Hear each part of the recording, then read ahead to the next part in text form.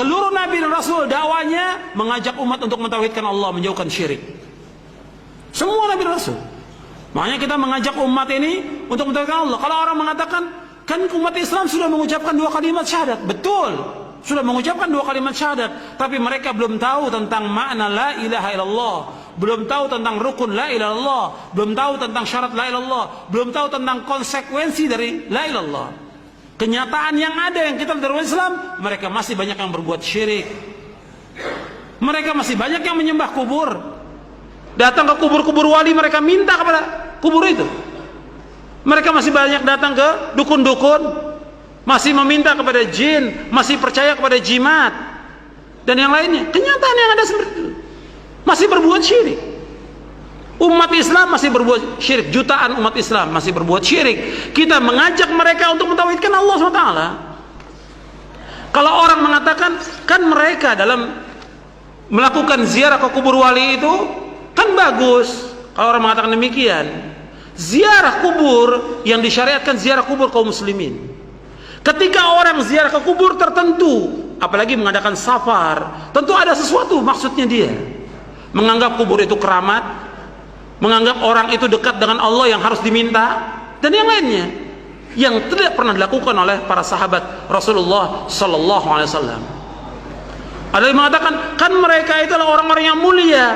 Kalau mereka orang yang mulia, siapa orang yang paling mulia di muka bumi ini? Rasulullah SAW. Tidak ada seorang sahabat pun yang datang ke kuburan Rasulullah untuk minta sesuatu. Tidak ada seorang pun dari mereka, tidak ada sama sekali. Bahkan di zaman Umar bin Khattab radhiyallahu an terjadi kemarau. Kemudian Umar tidak datang ke kuburan Nabi. Umar di Madinah waktu itu. Khilafah Umar di Madinah. Umar nggak datang ke kuburan Nabi. Umar bagaimana? Yang lakukan Umar bin Khattab radhiyallahu an, datang kepada Abbas bin Abdul Muthalib. Wahai Abbas, dulu kami tawassul dengan Nabi, minta agar Nabi berdoa kepada Allah, dan kami berdoa agar diturunkan hujan. Sekarang beliau sudah wafat, kami minta kepada engkau agar engkau berdoa. Umar berdoa, kemudian Abbas berdoa radhiyallahu anhum, kemudian turun hujan. Di zaman Muawiyah bin Abi Sufyan demikian juga. Muawiyah nggak datang ke kuburan Nabi, tidak datang ke kuburan Nabi. Muawiyah minta kepada Yazid al-Aswad untuk mohon kepada Allah agar turun hujan. Jadi nggak ada seorang pun yang datang kepada kubur-kubur wali. Ini perbuatan syirik. Yang mereka punya i'tiqad bahwa mereka dekat dengan Allah, mereka bisa menjawab panggilan orang yang hidup, bisa mengabulkan doa, bisa memberikan manfaat. Tidak bisa memberikan manfaat sama sekali. Allah Subhanahu wa taala berfirman di dalam surah Yunus surah 10 ayat 106. Surah 10 ayat 106 Allah berfirman, "Wala tad'u min dunillahi ma la yanfa'uka wa la yadurruk, fa in fa'alta fa innaka idza minadh dhalimin." Jangan kamu berdoa, jangan kamu meminta, jangan kamu beribadah kepada selain Allah yang tidak bisa memberikan manfaat kepadamu dan tidak bisa menolak bahaya. Allah mengatakan demikian. Kalau seandainya ada kuburan yang bisa memberikan manfaat, mesti sahabat berbondong-bondong datang ke kuburan Nabi. Tidak ada sama sekali setelah Nabi wafat. Tidak ada juga orang datang berbondong-bondong ke kuburan Abu Bakar As-Siddiq, Umar bin Khattab, Utsman bin Affan, Ali bin Abi Thalib radhiyallahu anhum ajma'in. Tidak ada seorang pun di antara umat yang datang kepada mereka. Yang jelas mereka pasti masuk surga, dijamin.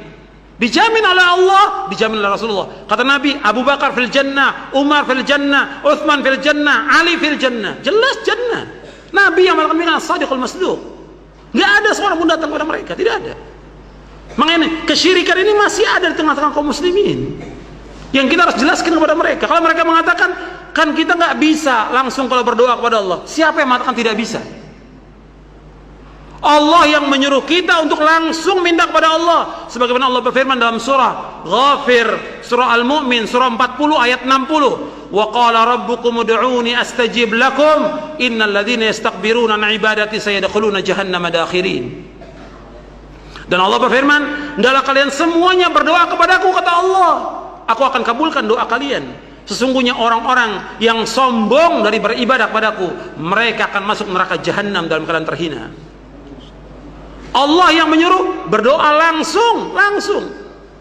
Sebagaimana pernah disebutkan sahabat berzikir dengan keras. Kalian tidak berdoa dengan yang tuli, kalian tidak berdoa dengan yang gaib, kalian tidak berdoa dengan yang jauh, dekat. Maka Nabi mengatakan ketika sahabat bersuara dan berzikir dengan keras, kata Nabi, irba'u ala anfusikum fa innakum la tad'una asamma wala ghaiban innakum tad'una sami'an qariba. Hadis sahih riwayat Bukhari. Kata Nabi sallallahu alaihi wasallam, sayangi diri kalian, kasihan diri kalian. Kalian tidak berdoa kepada zat yang tuli, kalian tidak berdoa kepada zat yang jauh, yang gaib, tidak. Kalian berdoa kepada zat Allah yang maha dekat dan maha mendengar. Sami'an qariba, mendengar dan dekat. Allah, kita langsung kepada Allah, bukan kepada mayit.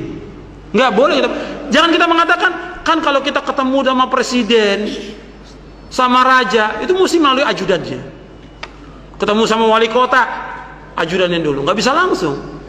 Nggak bisa Allah disamakan dengan makhluknya, tidak boleh. Laisa kamitslihi syai'un wa huwas samiul basir. Allah tidak sama dengan makhluknya, tidak sama. Dan Allah itu Maha mendengar, Maha melihat. Dan Allah berfirman, walam yakun lahu kufuwan ahad. Allah tidak sama, Allah tidak sebanding, Allah tidak setara, Allah tidak semisal dengan makhluknya.